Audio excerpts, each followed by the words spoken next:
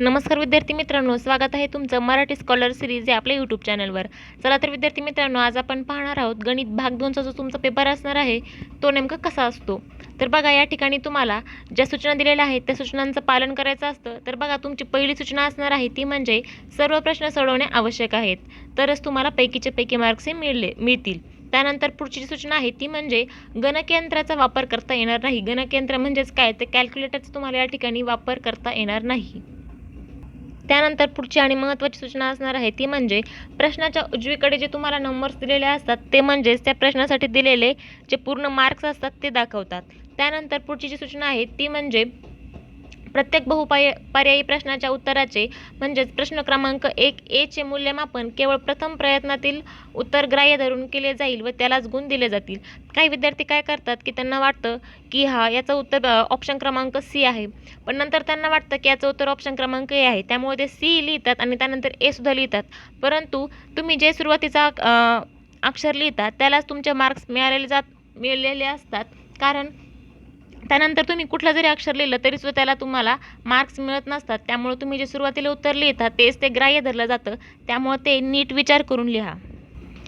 त्याचबरोबर ते अक्षर लिहिताना तुम्हाला त्याचं जे उत्तर आहे ते पण लिहायचं असतं आणि जे वर्ण अक्षर असतं A, B, C किंवा D जे तुमचं ऑप्शनमधलं असेल ते सुद्धा लिहायचं असतं.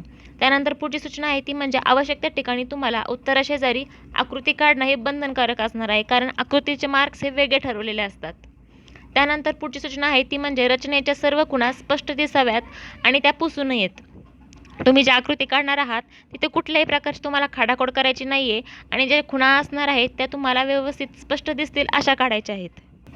त्यानंतर पुढची सूचना आहे ती म्हणजे प्रमेयाची सिद्धता लिहिण्यासाठी आकृती आवश्यक आहे. ज्यावेळेस तुम्हाला असे विचारलं जातं की हे सिद्ध करा, त्यावेळेस तुम्ही पक्ष लिहिता, साध्य लिहिता आणि सिद्धता लिहिता, त्यावेळेस तुम्हाला आकृती काढणं ही बंधनकारक असणार आहे.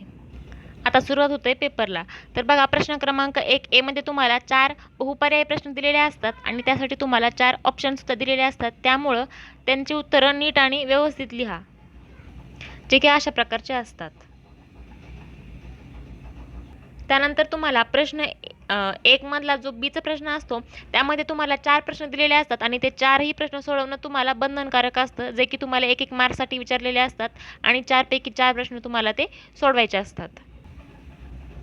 त्यानंतर तुमचा पुढचा प्रश्न असतो 2 नंबरचा ए, त्यामध्ये तुम्हाला खालील कृती पूर्ण करून ती पुन्हा लिहायची असते आणि त्यामध्ये तुम्हाला कोणत्याही 2 कृती या पूर्ण करायच्या असतात. त्या ठिकाणी तुम्हाला रिकाम्या जागा दिलेल्या असतात आणि त्यामध्ये तुम्हाला जे उत्तर आहे ते लिहून ती कृती पूर्ण करायची असते आणि ती पुन्हा लिहायची असते.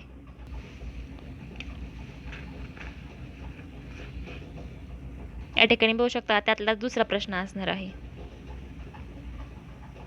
मी जे तुम्हाला प्रश्न दाखवते एक्झॅक्टली हेच प्रश्न येणार नाहीत, परंतु यापैकी कुठलाही प्रश्न येईल आणि त्यापैकी तुम्हाला फक्त ते अंक चेंज झालेले असतील किंवा त्रिकोणाचे त्याचे नावं चेंज झालेले असतील, परंतु अशाच प्रकारचे प्रश्न विचारले जातात, कारण बोर्डाला दरवर्षी आपण पाहतो ते जे क्वेश्चन विचारले जातात ते असतात तुमचे PYQ मधलेच. त्यामुळे मी तुम्हाला एक क्वेश्चन पेपर दाखवत आहे.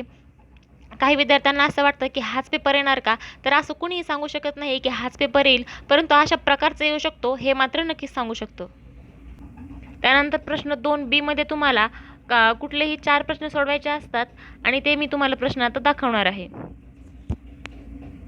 यापैकी प्रत्येक प्रश्न हा तुम्हाला 2 मार्कसाठी विचारलेला असतो आणि त्यापैकी तुम्हाला कुठलेही 4 प्रश्न सोडवायचे असतात, म्हणजेच एकूण 8 मार्कांसाठीचा हा प्रश्न असतो तुम्हाला.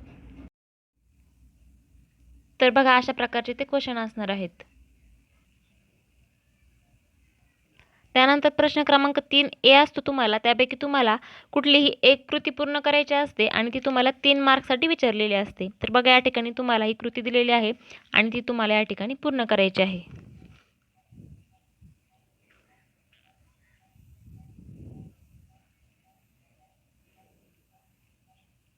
त्यानंतर पुढचा प्रश्न असतो B तुम्हाला, त्यापैकी तुम्हाला कुठलेही 2 उपप्रश्न सोडवायचे असणार आहेत आणि ते प्रश्न बघा या प्रकारे असू शकतात.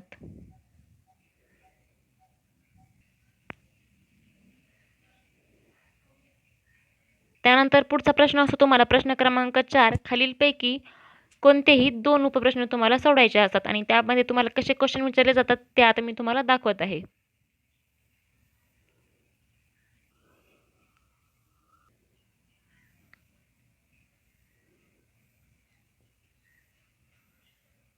त्यानंतर पुढचा प्रश्न असतो तो शेवटचा असतो 5वा प्रश्न. त्यापैकी तुम्हाला खालीलपैकी कोणताही एकच प्रश्न सोडवायचा असतो आणि तो तुम्हाला 3 मार्क्ससाठी प्रश्न हा विचारलेला असतो.